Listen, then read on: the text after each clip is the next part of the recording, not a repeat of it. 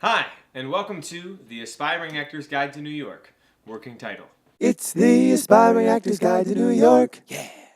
In today's episode, we're talking about how to build your audition book, what to put in your book, what songs do I want to put in there.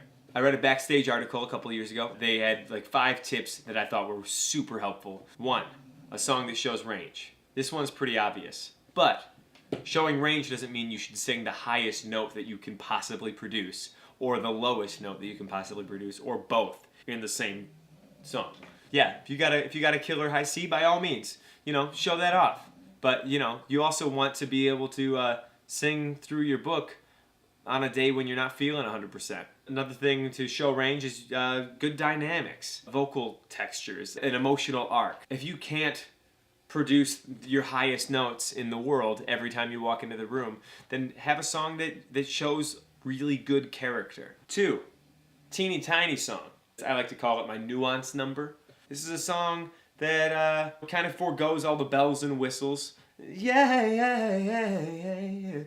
You don't need all that all the time. This is a great second number. Sometimes they ask you to sing something else. This is the second song that you sing.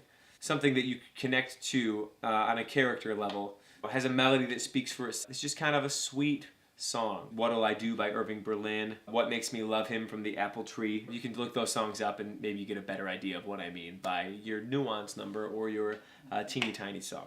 Number 3, a song of hope, joy, or optimism. If you walk into a room and sing a song from the perspective of somebody who's just so excited to be there, the casting directors are going to look at you and maybe think, hey, that's somebody that I think I would enjoy working with.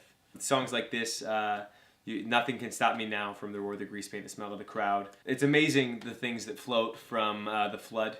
Check those songs out. You kind of get an idea of what I'm talking about in those optimistic songs. Yeah, it's fun to sing the sad songs, sing a little With Him from Ghost. I'm sorry, that's just such a good song. Those songs are fun to sing, but sometimes you just gotta be positive. A song that has an emotional connection.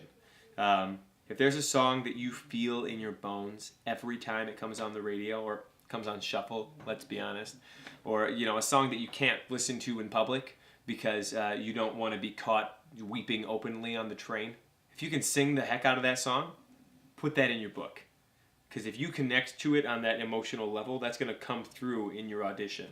If it means something to you, put it in your book.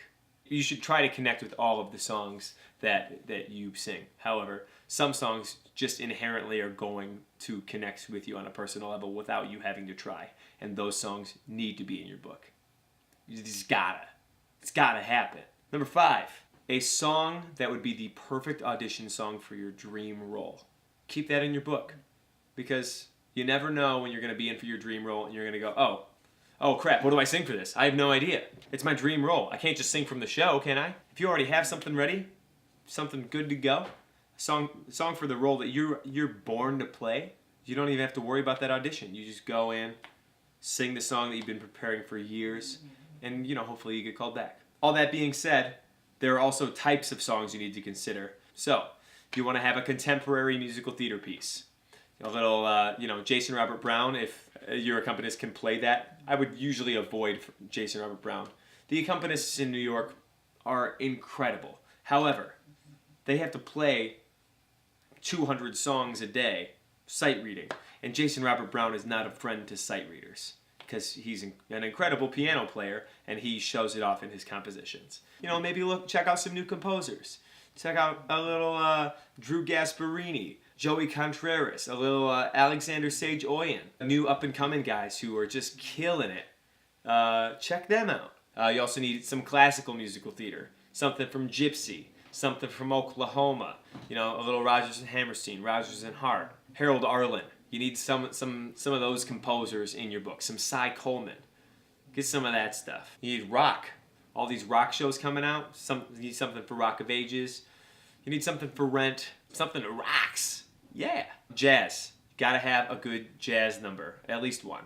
If you don't sing jazz, and you're never gonna go in for a jazz show, I don't know, maybe you can avoid this. But there's a lot of jazz in musical theater because, Cy Coleman's a jazz guy. Harold Arlen is a jazz guy. A lot of classical musical theater either has its roots in jazz or jazz standards have their roots in musical theater. Gotta have a comedic song. If you don't have a song that's funny, you're never gonna get cast in Avenue Q. Have at least one funny song.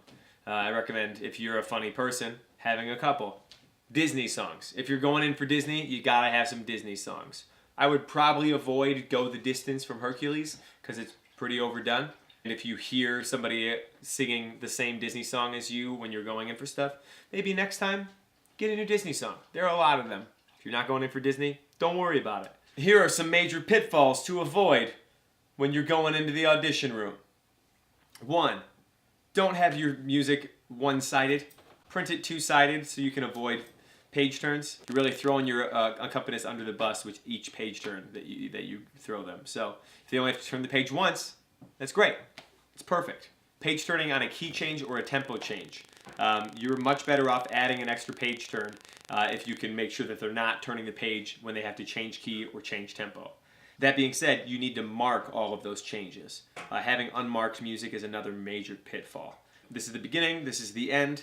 Any key changes or tempo changes you need to have circled or notated in there to remind the accompanist, hey, this is happening. Avoid codas and repeats. Like, hey, repeat these two measures, that's fine. But like jumping back a couple pages, no. If you have a cut that you want to use that has codas in it, print multiple copies of those pages so that the accompanist can just keep turning forward, always. I cannot imagine being an audition accompanist. That must be the hardest job in the world. If I can't do it. Nope. Also, don't have musical information that's cut off. You're copying from these big books. If you cut off part of the score, they can't play what they can't see. Make sure that your cuts are clear, legible, easily understood, dark enough that they can read them under light, and you should be golden. If you have any questions or comments, or you want to comment on how dumb my hair looks, write in the comments below. Tune in next week when we discuss how to make a good audition cut, how to choose the right 16 bars or the right 32 bars for your audition cut. If you like this channel, subscribe. I'll be releasing new episodes every Thursday at 3 o'clock. Thanks for coming out. Chase your dreams. See you in the trenches. Check out some of my other videos if you're interested. Have a good day, you guys.